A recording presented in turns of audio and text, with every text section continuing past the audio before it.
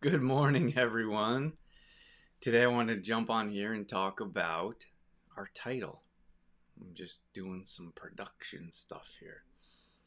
Our title is When is the Best Time to Take a Protein Supplement?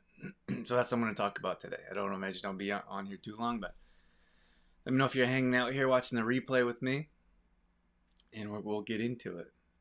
It is October, which means it's World Series time. I know many of you will be watching as Blue Jays fans. Unfortunately, in October, we don't have too many things to get excited about. But hey, Jen, how you doing this morning? But we're Dodger fans, so we go to Dodger games throughout the summer when it's possible. So it's a bit easier here to go to Dodger games than to go to Toronto games from Alberta. So the Dodgers won the first game, they lost the second game. They got a night off, and then they play. This is an update for baseball fans. I don't imagine there's too many in here. But we got a night off. There's a night off tonight, and then they play again Friday. And I'm pretty confident in our pitcher that they can pull it off and go up 2-1. At any rate, I want to talk about when the best time, because this question comes in a lot. When is the best time to take a protein supplement? And it can get complicated or it can be very easy. So if you have questions about protein supplements right now, feel free to ask in the comments.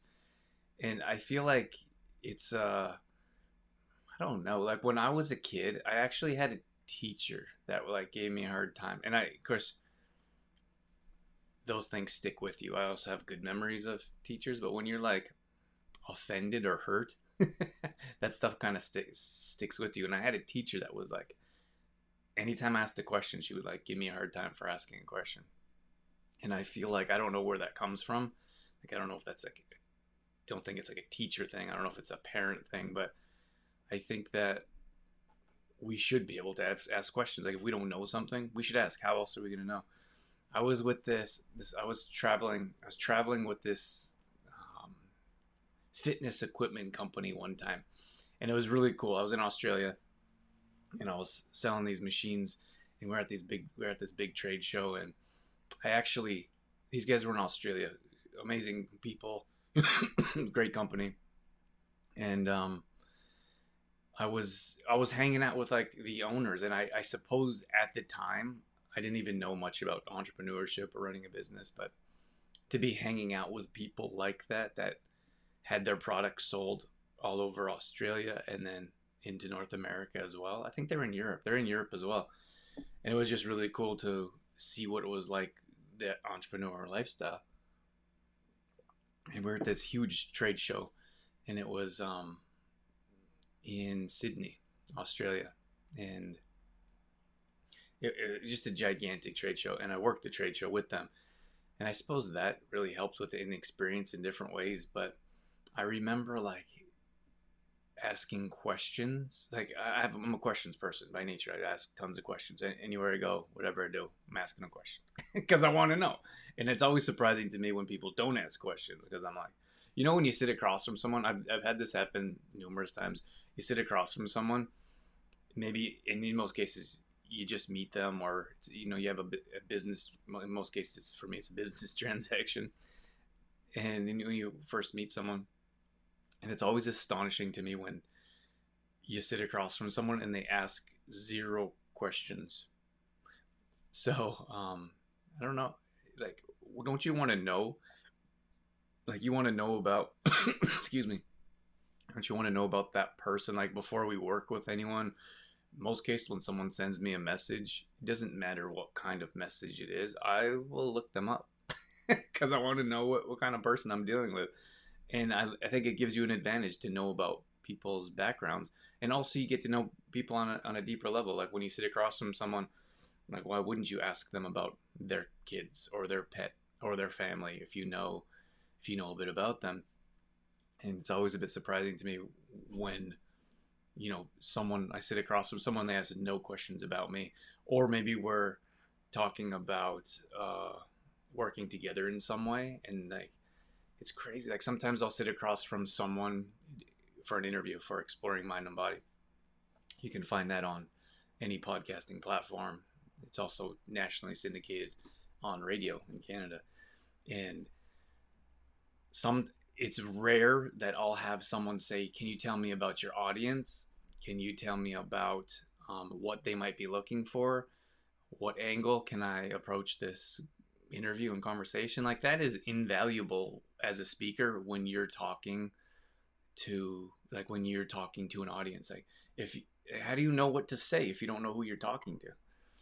So it's always surprising to me when I sit across. I went to. I don't want to give out too many details because I don't want to be rude, but I met someone. I said, "Hey, I want to learn about this, or is anyone doing this in the area?" So I went and met someone not far from here. And this wasn't recent. I mean, this was probably a year ago, and I ask questions. That's what I do. So I asked the person a bunch of questions: who they are, what they do, how they got into this, and they didn't ask one single question about me. Like they had no idea, and it's just like astonishing to me. Like they had no idea who I was or what I did, and they didn't really ask or seemingly care to ask. So I was like I was trying to put myself in their position. Like, wouldn't you want to know who you're hanging out with or who you're talking to? What does Jen have to say here? I came from a time of question shaming as well, which definitely affects you. I often hold back because I don't want to sound dumb, but I'm very much a why girl. Yeah, you know what I think? I know what you're saying, Jen. But I think when you ask questions about, so if you ask questions about someone else, it shows that you're not interested in. Maybe it's business. Let's say it's the easiest thing I can relate to. It shows that you're interested in the person as well. You're not just interested in the product first per se. And I think people appreciate that. I know people appreciate that because if you this is an easy one for me or a good one for me, and because I'm an introvert, and I know no one believes that, but it's true. And so when I meet someone new, I'm like a bit nervous and I'm like uneasy. And I think there's different levels of anxiety, but I'm sure there's a bit of anxiety there. Or especially when you're like in big groups and you don't really know anyone. And like the easiest thing for me is to ask about the other people, because I can ask questions all day, easy comes natural to me, and then other people love to talk about themselves. In most cases, because people don't ask about them, and people I don't think we're really genuinely interested in other people and what they do. In most cases, we're more interested in telling people about ourselves, which is kind of crazy. But if I go and meet someone or I'm in an uncomfortable situation, all I do is ask them about themselves, and it makes things so much easier. Because in most cases, people will just talk and talk and talk because they're happy, and there's nothing wrong with that. People are happy and excited that someone's finally interested in them, and they want to share who they are. Like who doesn't? Like we're human beings. Like we want that personal touch. That's why we try to offer that extra customer service. We reach out to people because we genuinely care. We want to know how they're doing, and if we can help through products or through other ways. And I did a video where I talked about this in the past about how we often will reach out to people and they'll be like, "Oh yeah, I'll get back to you when I need product." Hey, how you doing? Oh, I don't need product right now. Or yeah, actually, or they'll say, actually, yeah, I'd love to put in an order, which is fine. But in many cases, we reach out to be like, hey, how are things going? Like, how are you doing? And I think it's easy to relate that to sales, because most people that run a business will only reach out when they want to make a sale or when they want to ask you if you want to buy product or more product. So I can understand that completely. But when it comes to questions, so you can ask other people questions, but like I said, I think it's just very interesting when you sit across from someone, they don't know anything about you and they don't ask any questions about you, because before I work with someone, I want to know a lot about them, and I want to know about, like, before we use a product, I want to know products. I want to read the ingredients. I want to do product research. I want to know about the company. And I just think it's easy. Like we're so busy. Like we're so busy in this world. Like everyone's running, everyone's late, everyone's behind. So it's so easy just to accept things. And I think we run into issues. I think we run into a lot of trouble in that regard. But what I was saying is that I was hanging out with these entrepreneurs that were like brought us in like family. They were buying us food. It was really nice. But I was sitting across. So this one particular guy didn't particularly like me. I guess I rub people the wrong way sometimes. So I asked the owner, like he was sitting there and he's busy like on the phone, and like he's all usually running around doing stuff.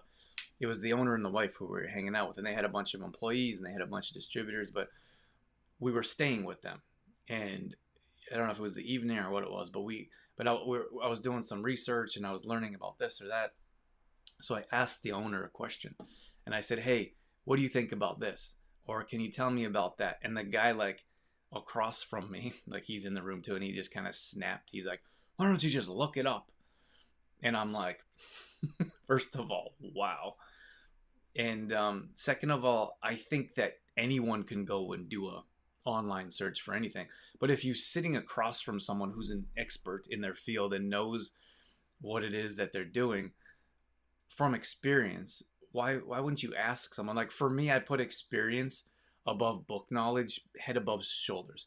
Like I would much rather talk to someone that has been through, like for example, you could take, maybe you take it to the extreme, like someone that's been in a war, like who's been in an actual in a firefight, in a battle, let's say, and let's just get crazy, and let's say they were in the war. Like my great uncle, every once in a while I would talk to him about the war, but I didn't know how much to ask because I didn't know if he wanted to talk about it, and I'm not sure if I'd recommend asking about that. But I was younger, and I asked them.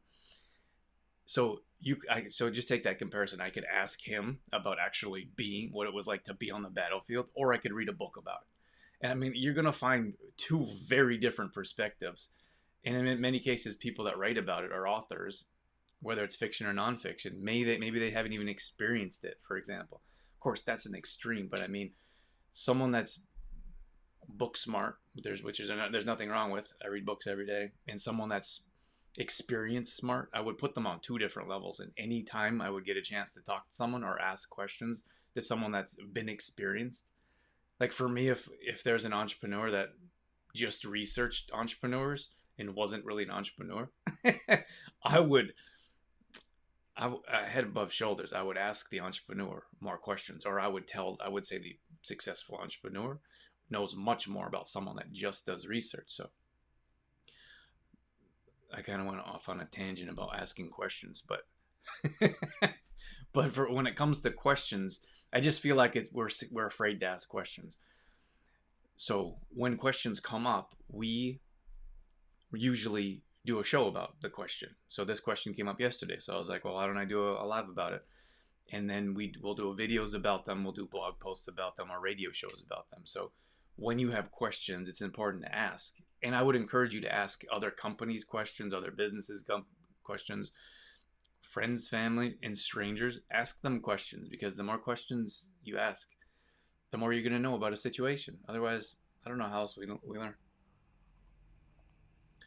Okay, so when it comes to protein supplements, the question at hand is, when is the best time to take a protein supplement? And it's really, so it could get really complicated. So I'll try to explain that aspect of it, which I think is almost a moot point in many of our situations, or many of our cases. The question is, so when it comes to like a protein supplement, we have to understand that it should be food. Like it should be food based. Like if you're looking at protein supplements that have tons of chemicals and ingredients and coloring and flavoring, like that have like chemical reactions in our body, we shouldn't be taking those products anyways. So when I speak about protein supplements, I'm talking about like a food-based protein supplement. Like ours is food-based. Everything in there is derived from food. Like it's in this case, you could look at a pea protein, or our brown rice protein, for example, both fermented. In this situation, it's derived from a pea. You could look at some sweeteners. I don't know, like some sweeteners are derived from corn, for example. So you could look at You could look at the corn sweetener, but that's coming from a corn. Most cases, it's genetically modified. And in most cases, we would tell you to stay away from corn regardless. So then if you're having that sweetener that's an extract or a byproduct of that corn product, we're going to recommend you avoid them. So you have to understand that even though if it comes from food, it may not be the best choice, which is why it's so important to read ingredients and understand where the ingredients come from, or at least where they're derived from. So I suppose that's the starting point, is understanding that when I'm talking about supplements, I'm not talking about like a pre-workout pump, for example. Like I would say that has a form of chemical reaction in our body, just for example. And then you can look at conventional types of supplements that might have like some supplements, they have like caffeine in them, for example, or they have, I don't know if they sell them anymore. I was in like deep in the protein in the supplement industry years ago, and I would imagine they cleaned it up a bit, but um, they have those ingredients in there that actually unnaturally speed up your heart, which isn't just caffeine. They put other ingredients in there to help you burn body fat. So it's like, hey, this protein will help you gain muscle and it will help you burn body fat. In most cases, anyone that's been in the bodybuilding world will tell you it's very challenging to try to burn body fat and gain muscle at the same time. In most cases, that's why you see bodybuilders, they bulk up and they gain a bunch of weight, and then they trim down, they dehydrate, and they only eat protein, for example, no carbs. It's a whole different world. But when I'm talking about protein supplements, I'm talking about clean protein supplements. So I'll mention the two that we have produced and we used, which I would say is in a completely different category than a protein supplement that has a bunch of those chemicals that I would say we shouldn't be putting in our body to begin with. So my strongest standpoint is, if you're having a good quality protein supplement, it doesn't really matter when you're taking it. Consistency will win out in just about every situation I can think of in life, regardless of what it is. So if you're taking a good quality protein supplement and you want to see results from it, you want to feel better, maybe you want to improve digestion, gain energy, build some lean muscle. And when I say lean muscle, I'm not talking about bodybuilders. People are so, I kind of think of it's a bit of an excuse, but people are so worried about like, oh, I don't lift weights or I don't work out because I don't want to get big man arms or big muscles. Like, it's pretty difficult to make that happen. You have to eat for that and you have to work out for that. In most cases, you have to lift heavy. Most people aren't, low reps, heavy weight. Most people aren't doing that, regardless of whether you're working out or not. So you don't have to worry about that. I think we have so many things that we're worried about. We don't consider, we don't consider how simple things can be. So if you're taking a better quality supplement, it doesn't matter. It doesn't really matter when you're taking it. All it matters is that you're taking it consistently, and that, and the quality, of course. That you're taking it consistently and you're paying attention to the ingredients. Those are the two most important things. When it comes to an isolate, like our vanilla protein, our vanilla protein is an isolate. So that means it has 0 gram, or we have 2 grams of carbs, 0 grams of sugar, 25 grams of protein.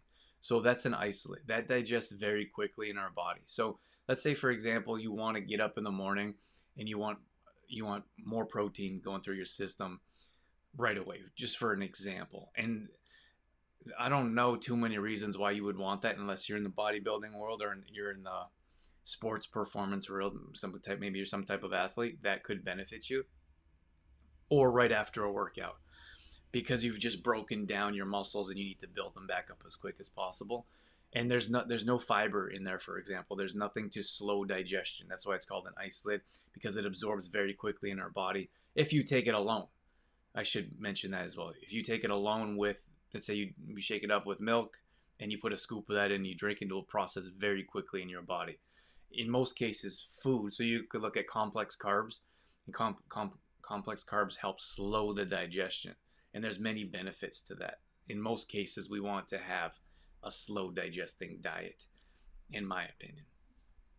So you could take that first thing in the morning. Actually, I mentioned this study before. I'm a big fan of Tim Ferriss, and he did a study about getting 30 grams of protein within 30 minutes of working out has shown extreme weight loss in many cases. Maybe that's not for everyone. We're not weight loss people. I haven't researched that or experimented with that, but he has many, many case studies. I'm just trying to think of another reason why you would want protein, like protein in first thing in the morning. For like I eat all macronutrients. So in just about every meal, I try to get in all the four macronutrients. So this is basically just a protein. So with the protein, I did a video on yogurt, for example. So you could put your yogurt in there. That yogurt is going to be a slow carb. It could be dairy free or it could be dairy yogurt. So you put yogurt in there, that's a slow carb. You put the protein in there, you have protein. And then I sprinkle hemp seeds on there for healthy fats. You have your macronutrients in a combination of all four. But for whatever reason, when it comes to protein supplements, people think that they need an isolate. Like I need 20 grams of protein. I need 25 grams of protein. I need 30 grams without anything else. I don't know where that mindset comes from. And we don't teach that. I don't believe in that aspect. I think that each meal should have all the macronutrients to have a well-balanced meal. So that's when it comes to a protein isolate. Possibly in the morning or after a workout would be the best times to have it. Otherwise, I have it throughout the day. Like it doesn't matter. I like to have mine in the early afternoon. I feel like I get a bit of a boost of energy. I'm not sure why. And I'm also surprised how filling that is. Let me know in the comments if you guys have found, if you've tried our vanilla protein and if you found it filling. It's a bit surprising to me because it's an isolate. And in most cases, when you just have a protein, let's say, for example, you just have a chicken breast and that's all you eat. And people do that before a competition or before walking on a stage, for example.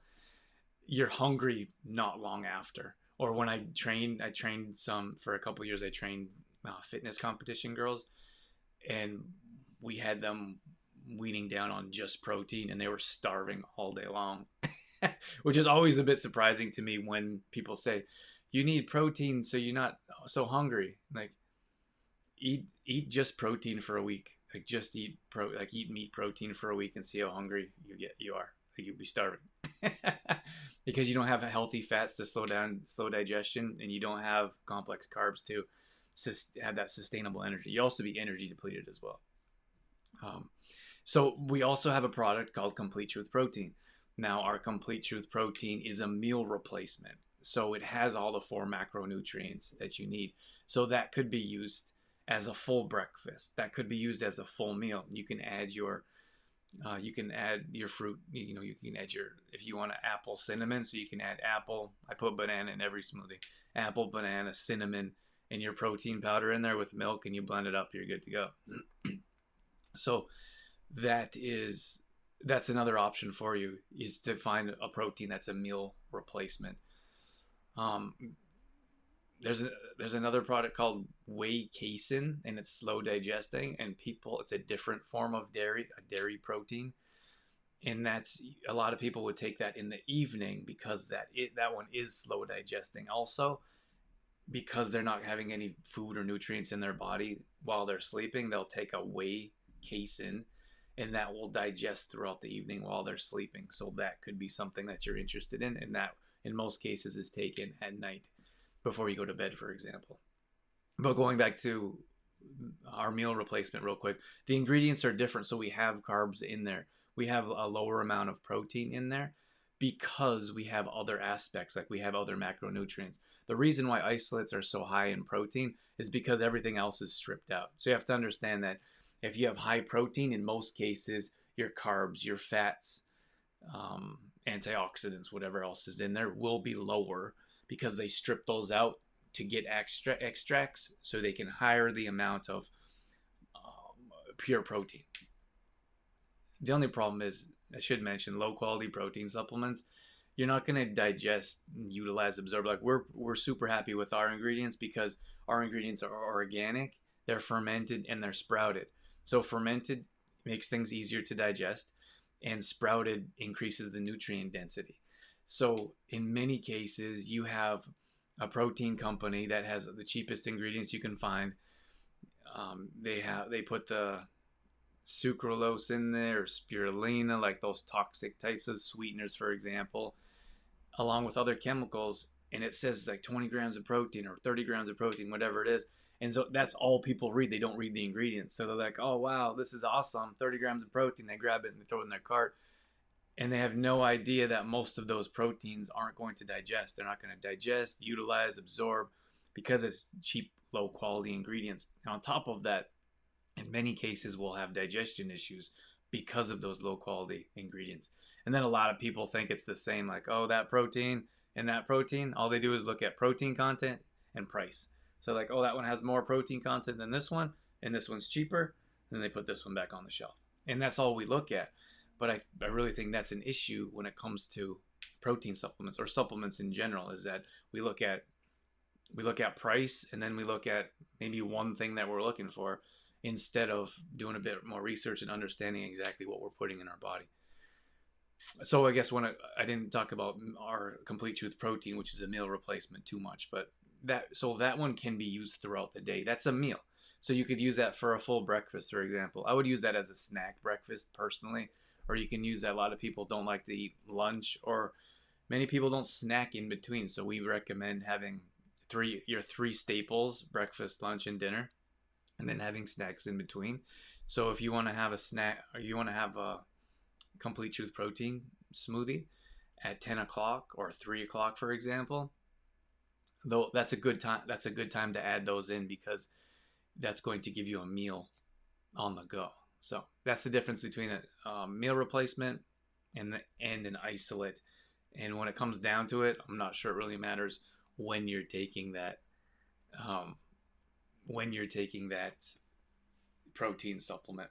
I'm going to wrap things up here, though. Thank you so much for joining me. Thanks for watching the replay. I hope you all have a great day. And if you have any questions, let us know. We're always happy to answer. Take care.